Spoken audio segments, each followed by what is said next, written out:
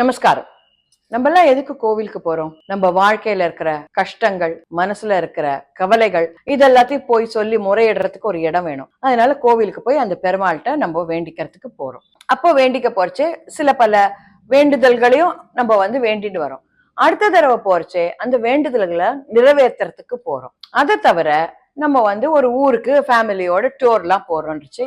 அந்த ஊர்ல இருக்கவாள் சொல்லுவா, இந்த கோவில் ரொம்ப பிரசித்தமான கோவில், இந்த கோவில் ரொம்ப பவர்ஃபுல் கோவில் அப்படின்னு சொல்றச்சு அந்த கோவிலுக்கும் நம்ம போய் பார்ப்போம். இதெல்லாம் தவிர இன்னொரு காரணமும் இருக்கு. என்ன காரணம்? நீங்க எல்லாம் பாய்ஸ் படம் பார்த்திருப்பேன். அதுல செந்தில் ஒரு டேட்டா பேஸ் ப்ரிப்பேர் பண்ணி வச்சு, அது என்னன்னாக்க எந்தெந்த கோவில்ல எந்தெந்த பிரசாதம் எந்தெந்த வேலையில போடுறா, எது நல்லா இருக்கும் அப்படின்ட்டு ஒரு டேட்டா பேஸ் வச்சிருப்பேன். அதான் பிரசாதம். அதுக்கும் கோவிலுக்கு நம்ம போறது உண்டு.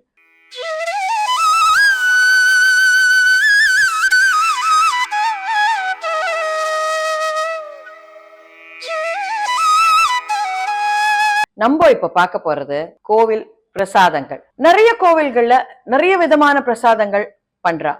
நம்மளுக்கு தெரிஞ்சது தெரியாதது நிறைய இருக்கு. அதுல ஒண்ணு சொல்ற பேருங்கோ, ஸ்ரீமுஷ்ணம் பூவராக சுவாமி கோவில்ல கோரைக்கிழங்கு புட்டு அப்படின்றது ஒண்ணு பண்றா. அது எவ்வளவு பேருக்கு தெரியும்னு எனக்கு தெரியல. எனக்கே இப்ப சமீபத்துலதான் அது தெரிய வந்தது. இந்த மாதிரி உங்களுக்கு நிறைய தெரிஞ்சிருக்கலாம். அதெல்லாம் நீங்க கீழே கமெண்ட்ல போடுங்க.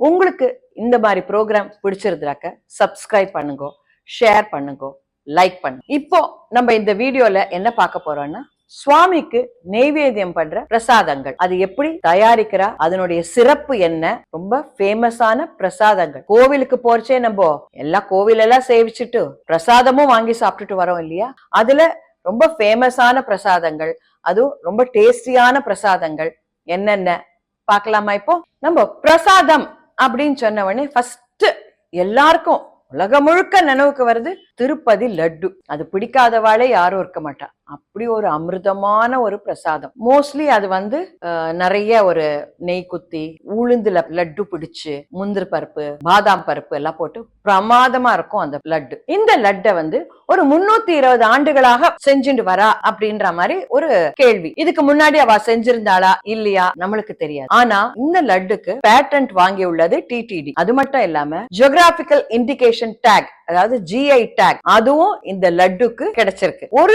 நாளைக்கு கிட்டத்தட்ட 8 லட்சம் லட்டு அங்க தயாரிக்கிறாவா. இவ்வளவும் தயாரிச்சு பெருமாளுக்கு அம்சை ஆனப்புறம்தான் எல்லாருக்கும் விநியோகமும் பண்ணப்படுறது. ஆனா பெருமாளுக்கு இதெல்லாம் இருக்கிறச்சே கூட காலங்காத்தால அந்த மண்பானை செட்டில பண்ற வெண்ணெய் கலந்த தயிர் சாதம், அதுதான் முதல் பிரசாதம் திருப்பதி வெங்கடாச்சலம். அடுத்தது நம்ம பார்க்க போறது பழனி பஞ்சாமிர்தம். இது என்ன, ஃப்ரூட் சாலட் தானே அப்படின்னு இல்ல, இதுல நிறைய சிறப்புகள் இருக்கு. முருகனே ரொம்ப அழகு, அவருக்கு இந்த பஞ்சாமிர்தம் ரொம்ப ரொம்ப அழகு. எப்படி பண்றாங்க? பழனி மலை அடிவாரத்துல ஒரு கிராமம் இருக்கு, விருப்பாச்சி. அங்க விளையற வாழைப்பழங்கள் தான் இதுக்கு உகந்தது, ரொம்ப ஸ்பெஷல். அந்த பழங்களை கொண்டுதான் இங்க பஞ்சாமிர்தம் தயாரிக்கப்படுறது. கண்டசரி சர்க்கரை அப்படின்றது காங்கேயத்துல இருந்து வருது. இதை தவிர விதை எடுத்த பேரிச்சம்பழம், திராட்சை பழம், தேனு, ஏலக்காய் இதெல்லாம் சேர்ந்து போட்டு செய்யற பிரசாதம் தான் பஞ்சாமிர்தம். முன்னெல்லாம் இந்த பஞ்சாமிர்தத்தை முருகனுக்கு அபிஷேகம் பண்றச்சே மேல சாத்துவா. பட் நடுவுல அதை நிறுத்திட்டா அப்படின்றது ஒரு கேள்வி. ஏன்னாக்க அது முருகன் திருமேனிக்கு உகந்ததாக இல்லை அப்படின்னு சொல்லிட்டு அது நிறுத்திட்டா ஒரு கேள்வி. உங்களுக்கு தெரிஞ்சா கீழே கமெண்ட்ல போடுங்க. இப்பவும் பண்றாளா இல்லையா அப்படின்றத நீங்க கமெண்ட்ல போடுங்க. அடுத்தது நம்ம பார்க்க போறது காஞ்சிபுரம் இட்லி. இதுக்கு இன்னொரு பேரும் உண்டு, கொடலை இட்லி. இது எப்படி செய்யறா? அரிசியும் தோல் நீக்காத உளுந்தும் ஊற வச்சு நன்றா அரைச்சு அதுல சுக்குப்பொடி, பெருங்காயம், கருவேப்பிலை, நெய் நிறைய குத்தி அதை ஒரு கொடலையில மாதிரி வச்சு வித்து எடுப்பா.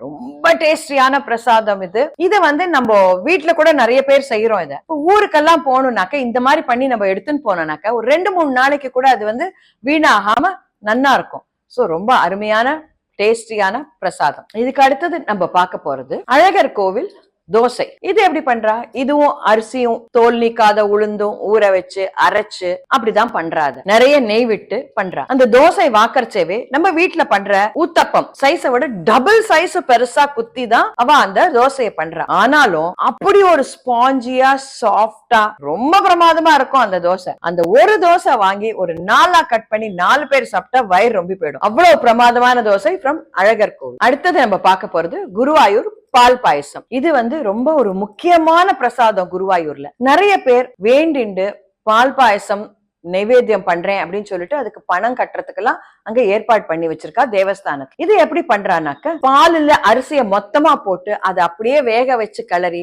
அந்த கன்சிஸ்டன்சி பாத்தீங்கன்னா கிட்டத்தட்ட அந்த மில்க் மெய்ட் மாதிரி இருக்கும். ரொம்ப நல்லா இருக்கும்.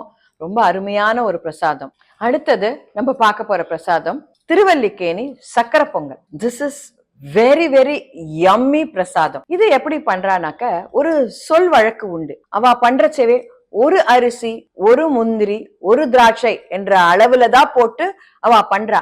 அப்ப ஏன் நல்லா இருக்காது? எல்லாம் இவ்வளோ நிறைய சம்சுவஸா போட்டாக்கா எப்படி இருக்கும்? நன்னாதான் இருக்கும். நெய்ய வேற அவ வந்து என்ன பண்ணுவா, டபுள் ட்ரிபிளா குத்திடுவா அதுல. சோ அப்ப பார்த்தேன்னாக்கா நீங்க வந்து ஆண்டாள் பாடின பாசுரத்துக்கு ஏத்தாப்புல மூட நெய் பெய்து முழங்கை வழிவார அப்படின்ற மாதிரி முழங்கை எல்லாம் வந்து நெய் வழியும். அவ்வளோ ஒரு ரிச் பிரசாதம் ஃப்ரம் திருவல்லிக்கேணி பார்சாதி கோவில். அடுத்தது ரொம்ப முக்கியமான பிரசாதம் அனுமார் வடை. நீங்க பார்த்தேன்னா ஆஞ்சநேயருக்கு நம்ம வீட்லயும் செய்வோம், திருக்கோடி இருக்கிற குட்டி ஆஞ்சநேயருக்கும் செய்வோம். பெரிய பெரிய ஆஞ்சநேயர் நாமக்கல், சுச்சீந்திரம், நங்கநல்லூர் ஆஞ்சநேயர், அதுக்கெல்லாம் பெருசா மாலை ஆயிரக்கணக்குல வடை பண்ணி பெரிய பெரிய பெருசா சாத்தி பண்ணுவா. ஆனா எவ்வளவு பண்ணாலும் அந்த வடையோட டேஸ்ட் ரொம்ப அருமையா இருக்கும். அடுத்தது உப்பிலியப்பன் கோவில். உப்பிலியப்பன் கோவில நீங்க எல்லாம் நினைக்கலாம் எல்லாமே உப்பு இல்லாத பிரசாதம் தானே பெருமாளுக்கு, அதுல என்ன நன்னா இருந்திருக்க முடியும் அப்படின்ட்டு. ஆனா அந்த உப்பு இல்லாம பண்ற தயிர் சாதம் அந்த பெருமாளுக்கு வந்து நெய்வேத்தியம் பண்றது அவ்வளோ ஒரு டேஸ்டா இருக்கும். அந்த மாதிரி ஒரு தயிர் சாதம் நம்ம எங்கேயுமே சாப்பிட்டிருக்க முடியாது. ரொம்ப அருமையான பிரமாதமான தயிர் சாதம் ஃப்ரம் உப்பிலியப்பன் கோவில்.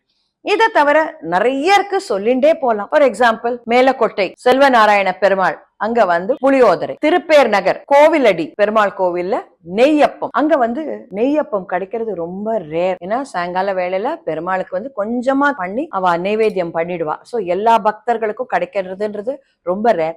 ஆனா எனக்கு ஒரு தடவை அங்க போச்சு அந்த பிரசாதம் கிடைச்சது, பெருமாளோட நேர அனுகிரகமே கிடைச்சது அப்படின்ற மாதிரி ரொம்ப சந்தோஷமா இருக்கு. இந்த மாதிரி சொல்லிட்டே போலாம். இதுக்கு வந்து ஒரு எண்டே கிடையாது. உங்களுக்கு தெரிஞ்ச பிரசாதங்கள்லாம் இங்க லிஸ்ட் பண்ணுங்க. Let's all discuss about this. நமஸ்காரம்.